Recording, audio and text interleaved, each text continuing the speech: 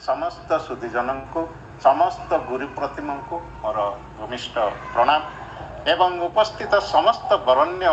व्यक्तित्व को मोर शुभेच्छा अभिनंदन जनाए आज ये विशेष अवसर को स्वागत करुच्ची अशोक सामंत। आज सभा बरण्य सभा उद्घाटक भाव में प्रोफेसर सुरेंद्र महांती महोदय उपस्थित अच्छा मुख्य परिचालना ट्रस्टी दक्षिण क्षेत्र Shri Jagannath spiritual educational cultural trust Chennai जी की मुख्य परिचालना ट्रस्टी एवं आउ गोटे कथा आपको अवगत कराई कहीं जगार अभाव से आईआईटी गणित विभाग मुख्य वर्तमान से प्राक्तन प्रोफेसर भाव में अन्य जदि कौट आवश्यकता पड़े किसी शिक्षा दबारे से केवे भी आईआईटी उपस्थित रहती महोदय को मोर भूमिष्ठ प्रणाम। आज बरण्य मुख्य अतिथि भाव में प्रोफेसर डॉक्टर हरिहर कानुंगो किछ समय पर आज उपस्थित रही जे कि अनेक शुभेच्छा अभिनंदन। आज कार्यक्रम निर्देशक डॉक्टर प्रताप चंद्र आचार्य एवं श्रीयुक्त विघ्नेश्वर साहू महोदय को अनेक कृतज्ञता एवं प्रणाम जनाऊँ। श्रीमती ज्योतिर्मयी त्रिपाठी सुनाम धन्य कंठशिल्पी नयागढ़ महोदय स्वागत कर। जय जगन्नाथ, जय माँ कलिंग भारती, वंदे उत्कल जननी। तस्मै श्री गुरवे नमर। आजिर एई वर्षर एई जो आपण गोटे नियारा कार्यक्रम करिसंती सर्वप्रथमे सेई उभय गुरु प्रतिमा जहां को एक कार्यक्रम समर्पित जे कि मो जीवन पथर मध्य होचंती गुरु तांको निकटरे मोर प्रणाम बाढ़ी आजिर कार्यक्रम रे सहयोग करुथुवा एवं उपस्थित रहुथुवा समस्त मुख्य अतिथि वरेण्य अतिथि वक्ता विशेष वक्ता आलोचक समस्त को मु हृदय स्वागत करुची। स्वागत करने सहित समस्तंकर परिचय कथा तो अशोक बाबू कही सारी कहबार किछि नहीं। समस्ते आज जी यही कार्यक्रम रे जड़ित अछंती सेमाने रजतकर एवं कवि प्रसाद मिश्र उभय को भल पाउचंती बोली एटी उपस्थित अछंती। आउ जीवनर कौनसी ना कौनसी मुहूर्त रे सेमाने ए दुई विचित्र प्रतिभा ओडिशा माटीर ए दुई विचित्र प्रतिभांकर संस्पर्श रे निश्चित भाव रे आसीचंती। तांकर जो ओडिया भाषा साहित्य संस्कृति प्रति जो आवेग जो आगव भरा प्रेम ता सहित निजको निजे जड़ित करिसंती एवं सर्वोपरि तांकु निजर गुरु भाव रे मानिकी आज एई गुरु दिवसर किछि दिन परे अनुष्ठित हेतुवा एई तस्मै श्री गुरवे नम कार्यक्रम रे निजर स्मृति अंजलि दवा पे उपस्थित हेतुवा हेतु परिवार तरफरु तांकर शिक्षक शिष्य मानक तरफरु एवं तांकर शुभेच्छु मानक तरफरु मु समस्त को स्वागत करुछि। एठी कहिबा बाहुल्य कि उपस्थित सदस्य उपस्थित अतिथि मानक मध्य रे अछंती डॉक्टर एसएन माझी जहांक सहित मिसी मद्रास रे हेतिवा जगन्नाथ मंदिर रो प्रथम इटा रु शेष इटा पर्यंतर कार्यक्रम केमिति हबो आ आज पर्यंत किपरि भाव रे से पारंपरिक परिचालना सब हबो से व्यवस्था को प्रतिपादित करिथिबा व्यक्तित्व होचंती कवि प्रसाद मिश्र एवं एसएन माझी। समय समय रविंद्रनाथ मिश्र एवं रजत कुमार करंकठू उपदेश नहीं ए कार्यक्रम हेई आसीची। मु आनंदित आनंदित तो कहले मु बहुत छोट से ए दिगरे बयस अनुसार मु बहुत छोट आनंदित कि ए कार्यक्रम चलीची कहबा पई मोर बयस सेते बड़ हेई नहीं किंतु परिवार तरफ मु निश्चित भाव में धन्यवाद देवी कि आपण माने तांकर स्मृति को मने पकई आज मध्य कवि प्रसाद मिश्रंकर जन्मदिन रे एवं तांकर श्राद्ध वार्षिकी रे महाप्रभु जगन्नाथंक पाखरे तांकर फटोटी रही पूजार्चना करा जाउची ताकू आम पाखरे जते बेले पहुंचुची आमे देखि कि बहुत खुशी होउछु। तेणु सृजनी परिवार मद्रास ओडिया सोसाइटी विशेष करी माझी बाबू को मु धन्यवाद देवी ए कार्यक्रम द्वारा से ए दिव्य प्रतिभा को आज पर्यंत बंचई रखिचंती। आज आमर अन्यतम वरेण्य अतिथि होउचंती डॉक्टर हरिहर कानुंग महोदय। ए किछि समय तले तांक सहित कथा होउतली दीर्घ 20-30 वर्ष ର संपर्क तांकर रजत कुमार करंक सहित एकाधार रे दी जण जाक जगन्नाथंक प्रवीण घोषक मिसिकी केते थर रथ यात्रा रे घोषक भाव रे कार्य करिसंती अनेक सभा समिति रे एकाठी हेइचंती गुरु प्रतिभा किंतु बड़ भाई सान भाई रो संपर्क रखिचंती श्री हरिहर कानंग महोदय आमर अन्यतम जे अछंती अतिथि आमर राधानाथ बेहेरा गुरुदेव सौभाग्यर कथा होची अशोक बाबू कहले सी तांकर शिष्य किंतु सौभाग्यर कथा होची कि तांकर शिष्य जी कि ब्लॉसम स्कूल करिसंती भुवनेश्वर रे तांकर शिष्य हेली मु तेणु आमको गोटे एभलिया गोटे स्मरणीय मुहूर्तर सुजोग मिलता जेतेबेले रजतकर राधानाथ बेहेरा तांकर शिष्य मोगबेलपुर सर आ मु आमे चारि पीढ़ीर छात्र एवं शिक्षक एकाठी बसी फोटो उठेइतिलु तेणु आज तांकु मध्य आमे पाइछु तांकु मध्य मु स्वागत करूची आम मध्य रे अन्यतम अतिथि भाव अछंती मनोज बाबू निखिल उत्कल पाला गायक संघर जे वर्तमान संपादक अछंती पाला गायकंकर जो प्रकार स्नेह श्रद्धा रजत कुमार करंक प्रति तांकर आवर्तमान रे मध्य हमकु मिली आसुची ताहा गोटिए कथा सूचई दउची कि से व्यक्ति तांक जीवन सारा भितरे जो पालार कॉज पई पालार उन्नतिकरण पई पालार पुनर्स्थापना पई जो से आप्राण उद्यम करथिले निष्प्राण निष्कपट उद्यम करथिले से निष्कपट उद्यमर फल होउची आज मध्य तांकर जीवार 3 वर्ष परे पाला गायक माने तांकु झुरुचंती प्रति मंच रे तांकु मने पकाउचंती आ तांकर स्मरणार्थे तांकु गुरु भाव रे स्मृति अंजलि दवा पई मनोज बाबू आम मध्य रे उपस्थित अछंती आज अन्यतम वक्ता आशालता चौहान से मध्य मोर शिक्षयित्री थिले आउ से कवि प्रसाद मिश्र परिवार प्रतिनिधि टू बेसी तांकु एई कार्यक्रम रे जड़ित करिवार उद्देश्य हला कि कवि प्रसाद मिश्र जो शेष बहीटी लेखिकी जार उन्मोचन करवा समय रे निजर देह त्याग करथिले सेई बहीटीर अनुवादक होउचंती श्रीमती आशालता चौहान जो प्रार्थना विषय रे कवि बाबू कहू कही मंच उपरे टली पड़िले सेई प्रार्थना विषय रो बही को अनुवाद करिसंती आशालता चौहान तेणु आमे तांको ठारू सेई समय रो अनुभूति से बही लेखनी समय अनुभूति एवं अन्य अनुभूति कथा सब जानिबा आम सहित अन्य जो सबू अतिथि माने अछंती मु समस्त को पुनर्बार स्वागत करुची धन्यवाद दउची सृजनी परिवार चेन्नई को कि आपण माने ए कार्यक्रम को निराडंबर भाव रे आउ अभिघ्न रे 2022 रु आज पर्यंत निरवच्छिन्न भाव रे चले आसीचंती आगु को मध्य एटा चलिबो बोली मोर आशा मु समस्त को पुनर्बार स्वागत करी मोर वक्तव्य को एठी रखुची आउ आपण समस्तंकर स्मृतिचारण सुनिवा पाई मु अधिक उल्लसित धन्यवाद जय जगन्नाथ जय मां कलिंग भारती आयोजन करा जायछि ये निहाती भावे व्यक्तिगत भावे मो पाई एवं समस्त पाई प्रति गुरु मानंकु पूजिबा पाई स्मरण करिबा पाई वंदना करिबा पाई एक महार्घ बेला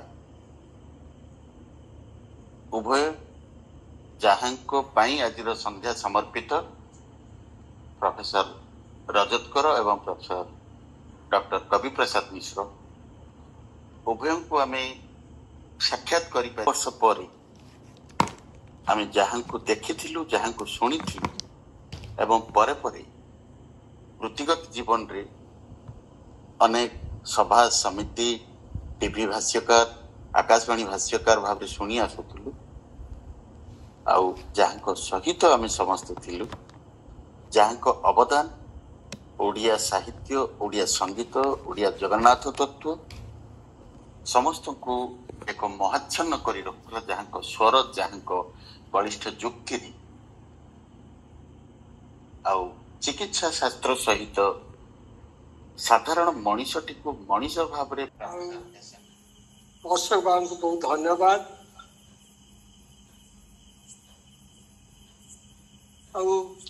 डॉक्टर मिश्र रजत बाबू एमाने आम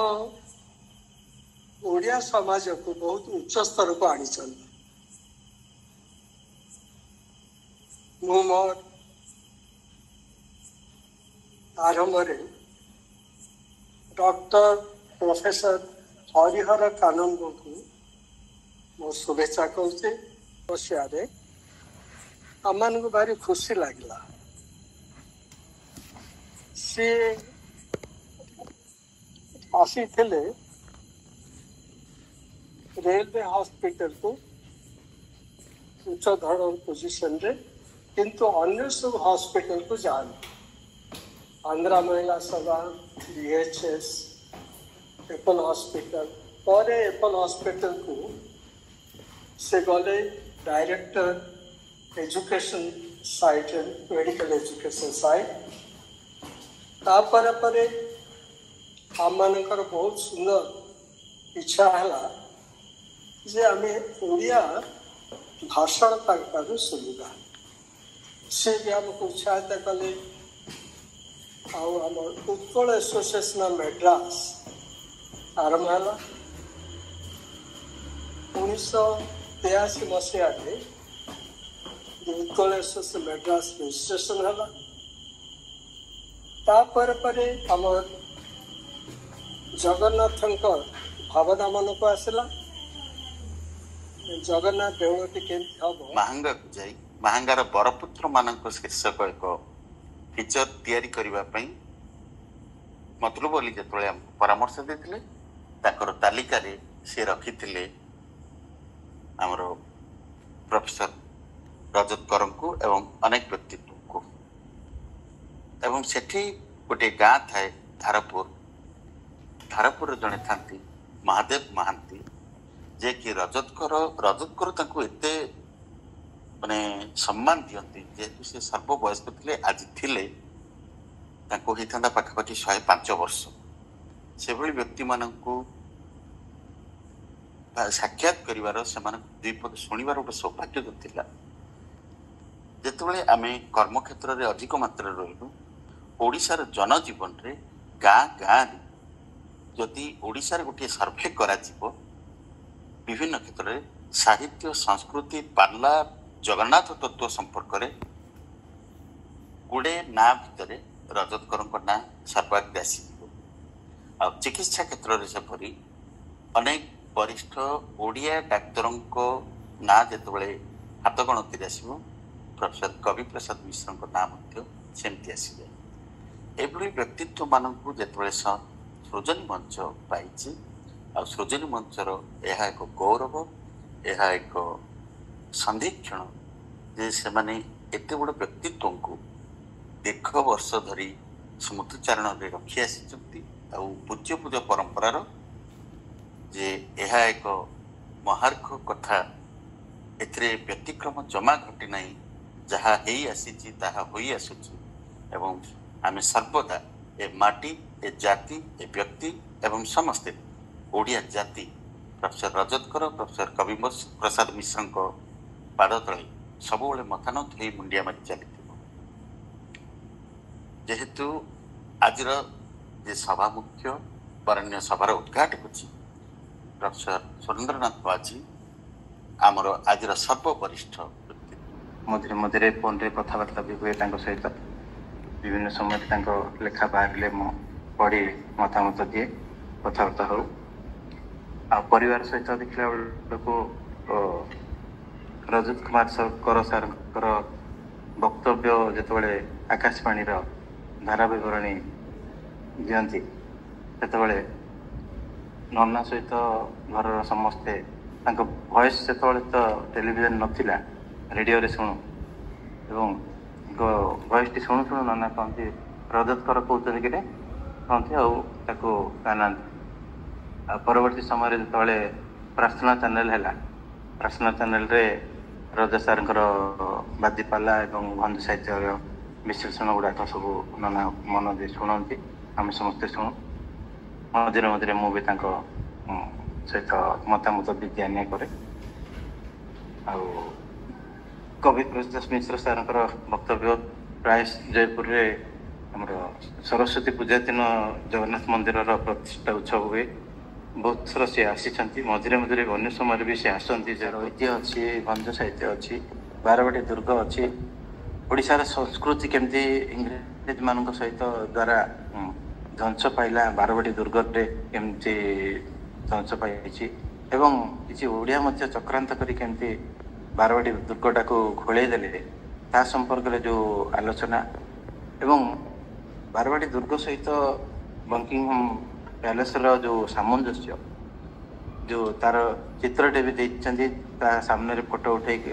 ଠିଆ ହେଇକିରି ଗୋଟେ ଫଟୋଟେ ଉଠେଇଛନ୍ତି, ତାକୁ ବି ପୌରସରେ ସ୍ଥାନିତ ହେଇଛି। ବାରବାଟୀ ଦୁର୍ଗ ସହିତ ବଙ୍କିଂହମ୍ ପ୍ୟାଲେସର ଯେଉଁ ସାମଞ୍ଜସ୍ୟ ତାକୁ ବି ସେ ଉଲ୍ଲେଖ କରିଛନ୍ତି। କେତେ ଆନ୍ତରିକ ଥିଲା ସେମାନଙ୍କର ସାହିତ୍ୟରେ ଏବଂ ଓଡ଼ିଶାକୁ ଭଲ ପାଇପାରେ, ମଣିଷକୁ ଭଲ ପାଇପାରେ। ମୁଁ ଗୋଟେ ସାଧାରଣ ପାଠକଟିଏ,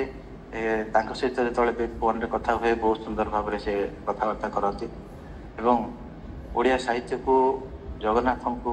ଭଲ ପାଉଥିବା ମଣିଷ, ଭଞ୍ଜ ସାହିତ୍ୟ ବୋଲି ତାଙ୍କର ପ୍ରାଣ ଏବଂ ସେମାନଙ୍କ ଲାଗି ଏବଂ ଓଡ଼ିଆ ସାହିତ୍ୟ ବଞ୍ଚିତ ରହିଥିଲା। ଆଉ ବିଷ୍ଣୁ ସାର୍ କହିଲା ଭଳି ତାଙ୍କର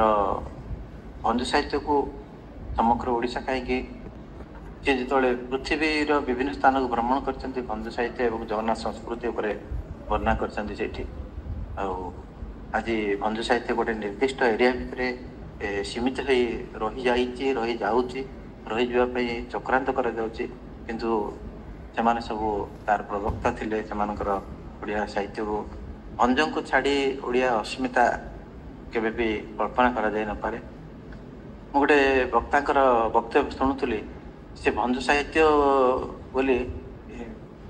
କବି ସୂର୍ଯ୍ୟଙ୍କର ଶବ୍ଦ ଗୁଡ଼ିକ ମଧ୍ୟ ତାଙ୍କର ଭଞ୍ଜ ସାହିତ୍ୟ ଭିତରେ ଗାଇ ଦେଉଛନ୍ତି। ମୁଁ ଯେତେବେଳେ ତାଙ୍କୁ ପଚାରିଲି, ସିଏ ଆଉ କହିଲେ ଯେ ମୋତେ ଠାରି କହିଲେ ଯେ ଆଉ ମାନେ ପାଠି ନ କରିବା ପାଇଁ, ମାନେ ଲୋକମାନେ ଭଞ୍ଜ ସାହିତ୍ୟ ପଢ଼ୁନାହାନ୍ତି, ତେଣୁ ଯେଉଁମାନେ ଭଞ୍ଜ ସାହିତ୍ୟ ଭିତରେ ମଧ୍ୟ କବି ସୂର୍ଯ୍ୟଙ୍କର ସାହିତ୍ୟ ମିଶାଇ ଦେଉଛନ୍ତି, ଲୋକମାନେ ଜାଣୁନାହାନ୍ତି ବୋଲି। କିନ୍ତୁ ସେମାନେ ସବୁ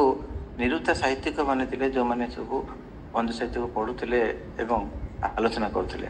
ଆଜିକାଲି ଆମେ ପାଠ୍ୟକ୍ରମ ଭିତରେ ମଧ୍ୟ ଗୋଟେ ଚତୁରତାର ସହିତ ଚକ୍ରାନ୍ତ କରି ଭଞ୍ଜ ସାହିତ୍ୟକୁ ଏଭଳି ଭାବରେ ସାଇଡ୍ ଲାଇନ୍ କରାଯାଉଛି, ଯାହାଦ୍ୱାରା ଓଡ଼ିଆ ସାହିତ୍ୟର ଗୋଟେ ଅପୂରଣୀୟ କ୍ଷତି ଘଟୁଛି। ତାର କିନ୍ତୁ ସେମାନେ ସବୁ, ସେ କବି ପ୍ରସାଦ ମିଶ୍ର ସାର୍ ହୁଅନ୍ତୁ କିମ୍ବା ପଦ୍ମଶ୍ରୀ ରଜତ କୁମାର କର ମହୋଦୟ ହୁଅନ୍ତୁ, ସେମାନେ ତାର ସୁରକ୍ଷା ପାଇଁ କେବଳ ସେମାନଙ୍କ ଭିତରେ ପାତ୍ର ଅନ୍ତର ନଥିଲା, ଅନ୍ୟ ସାହିତ୍ୟକୁ ଘୃଣା କରୁଥିଲେ ବୋଲି ନାହିଁ, କିନ୍ତୁ ପାତ୍ର ଅନ୍ତର ନଥିଲା ଏବଂ ଓଡ଼ିଆ ସାହିତ୍ୟକୁ, ଭଞ୍ଜ ସାହିତ୍ୟକୁ, ଜଗନ୍ନାଥ ସଂସ୍କୃତିକୁ ସେମାନେ ଗୋଟେ ସ୍ଥାନରୁ ଅନ୍ୟ ସ୍ଥାନରେ ପହଞ୍ଚାଉଥିଲେ। ତାଙ୍କ କବି ପ୍ରସାଦ ମିଶ୍ରଙ୍କର ଓଡ଼ିଆ ଜଗନ୍ନାଥ ସଂସ୍କୃତି ପ୍ରତି ଯେଉଁ ମମତ୍ୱ ଥିଲା, ଯେଉଁ ହୃଦୟବତ୍ତା ଥିଲା, ଯେଉଁ ସୁନ୍ଦର ଭାବେ ତାକୁ ଅଡ଼ିଏନ୍ସ ଆଗରେ ଆଣିକି ଥୋଉଥିଲେ, ତା ଭିତରେ ତାଙ୍କର ଯେଉଁ ଆତ୍ମୀୟତା, ସେଥିପାଇଁ ମୁଁ ପୁଣି ଥରେ ସେଇ ମହାନ ଆତ୍ମାମାନଙ୍କ ପାଖରେ ପ୍ରଣାମ କରୁଛି ଏବଂ